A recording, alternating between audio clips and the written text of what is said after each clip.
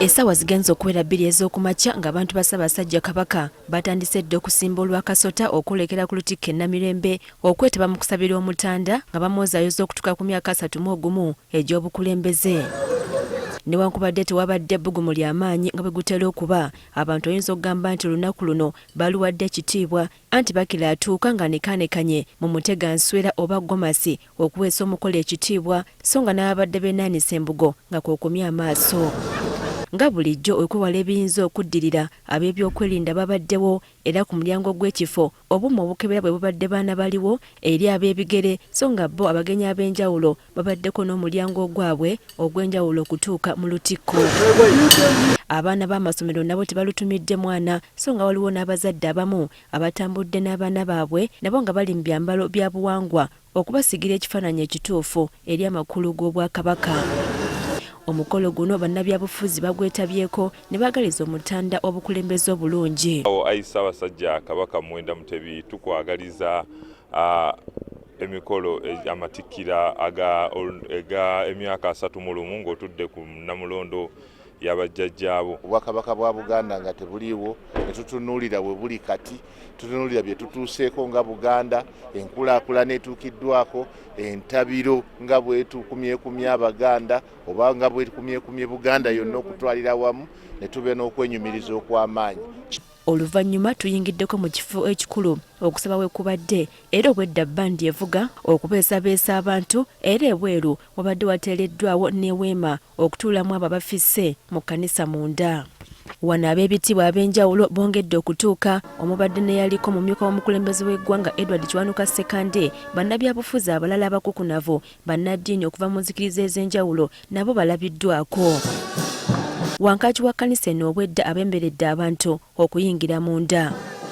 Olw'okubanga ku mukolo guno kubako kkongojja omutanda, ab'ekika ky'embogo balabiddwako nga banekaanekanye mu byambalo byabwe okukola ogwabwe era nga bali mu bigere newankubadde omutanda tabaddewo kukola mulimu gwabwe.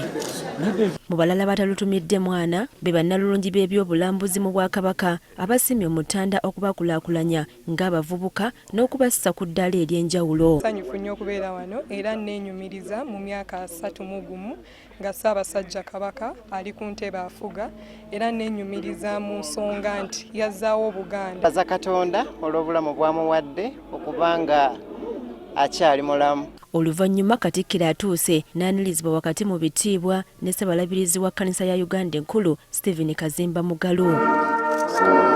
Mama wa Buganda Sylvia Nagginda naye atuuse n'oluvannyuma bannaddiini bonna ne beesogga kkanisa munda okutandika okusaba. Wano nno naffe tuzzeeyoko ebweru okulaba ekigenda mu maaso era bwe tutuukidde we tusangidde omusajja ono abadde mu kkanzu ye ng'akwataganye n'ebbendera ya Buganda, akabaani akanyooka omukka nga yeesibye n'omunagiro nga poliisi emuliko emugaana okuyingira mu kifo awabadde okusaba. Ono atunnyonnyodde lwaki azze n'akabaani kano. Akabaani kano bwe buwangwa n'ennono era nga lwe lunaku luno olw'okutuuzaako Kabaka ku Bwakabaka bwa Buganda.